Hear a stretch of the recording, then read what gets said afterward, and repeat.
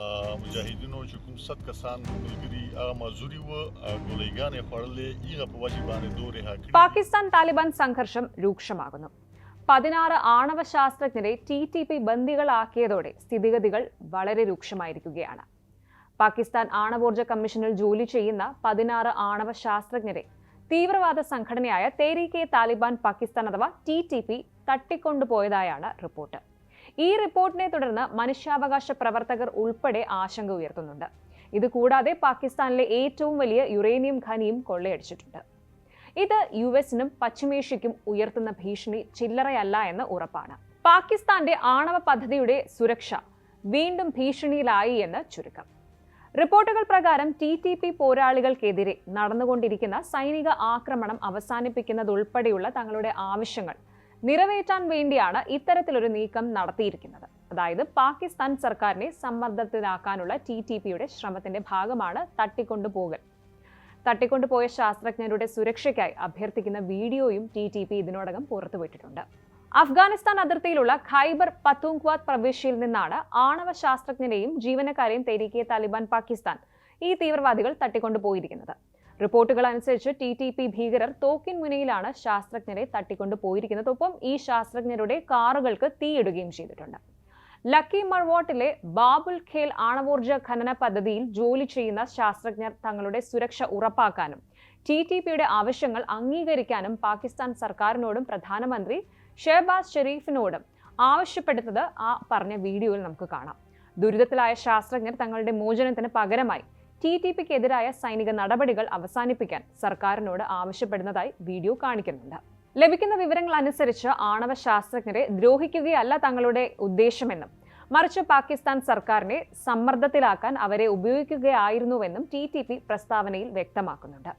TTP പോരാളികൾക്കെതിരായ സൈനിക ആക്രമണം പാകിസ്ഥാൻ അവസാനിപ്പിക്കണമെന്നും മറ്റു പല വ്യവസ്ഥകൾക്ക് വഴങ്ങണമെന്നും സംഘം ആവശ്യപ്പെട്ടിട്ടുണ്ട്. പാകിസ്ഥാനിലെ ഏറ്റവും വലിയ യുറേനിയം ഖനിയിൽ നിന്ന് TTP തീവ്രവാദികൾ വൻതോതിൽ യുറേനിയം കൊള്ളയടിച്ചതായും റിപ്പോർട്ടുകളുണ്ട്. ഇത് സ്ഥിതിഗതികൾ രൂക്ഷമാക്കുന്നതിൽ കൂടുതൽ ആശങ്കയുണ്ടാക്കുന്നു. പാകിസ്ഥാനും അഫ്ഗാനിസ്ഥാനും തമ്മിലുള്ള സംഘർഷം കൂടി വരുന്ന സമയത്താണ് ആണവ ശാസ്ത്രജ്ഞരെ തട്ടിക്കൊണ്ടുപോയതും ഈ കൊള്ളയടിക്കലുമൊക്കെ നടക്കുന്നത്. അടുത്തിടെ അഫ്ഗാനിസ്ഥാനിലെ TTPക്കെതിരെ പാകിസ്ഥാൻ ആക്രമണം കടുപ്പിച്ചിരുന്നു. ഇത് പാകിസ്ഥാൻ സേനയ്ക്ക് എതിരെ TTPയുടെ പ്രതികാര ആക്രമണത്തിനുള്ള ആക്കവും കൂട്ടി. ഇത് ഇരുഭാഗത്തും ആളപായത്തിനും അക്രമം കുത്തനെ ഉയരുന്നതിനുമൊക്കെ ഇടയാക്കി. ഈ ഒരു സംഭവം തുടരുന്ന സംഘർഷത്തിന് ശക്തിയേകുന്നു.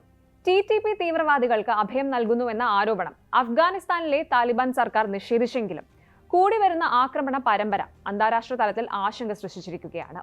പാകിസ്ഥാനും അഫ്ഗാൻ താലിബാനും പരസ്പരം പ്രകോപനപരമായ ആരോപണങ്ങൾ ഉന്നയിച്ചതോടെ സ്ഥിതിഗതികൾ അസ്ഥിരവും അതുപോലെ അനിശ്ചിതത്വവുമൊക്കെ ആയി തുടരുകയാണ്. TTP ഭീകരർ പാകിസ്ഥാൻ സർക്കാരിനെ നീക്കം ചെയ്യാനും അവിടെ ശരീഅത്ത് നിയമം നടപ്പിലാക്കാനും ശ്രമിക്കുന്നുണ്ട്. വർഷങ്ങളായി പാകിസ്ഥാന്റെ അണുബോംബ് പദ്ധതിയിൽ TTP കണ്ണുവെക്കുന്നുമുണ്ട്. ബ്രൂക്കിംഗ്സ് ഇൻസ്റ്റിറ്റ്യൂഷൻ ഓഫ് അമേരിക്കയുടെ അഭിപ്രായത്തിൽ അഫ്ഗാനിസ്ഥാനിൽ താലിബാൻ സർക്കാർ അധികാരത്തിൽ വന്നതിന് ശേഷം TTPയുടെ മനോവീര്യം ഉയർന്നുവെന്നാണ്. ഈ ഭീകരരെ പാകിസ്ഥാൻ നിയന്ത്രിച്ചില്ല എങ്കിൽ പാകിസ്ഥാൻ അണുബോംബുകൾ ജിഹാദികളുടെ കയ്യിലെത്താനുള്ള സാധ്യത തള്ളിക്കളയാനാവില്ലെന്നും അവർ പറയുന്നു. താലിബാൻ സ്വാധീനം ചെലുത്തുന്ന നിരവധി കടുത്ത നിലപാടുകൾ പാക് സൈന്യത്തിനകത്തുണ്ട്.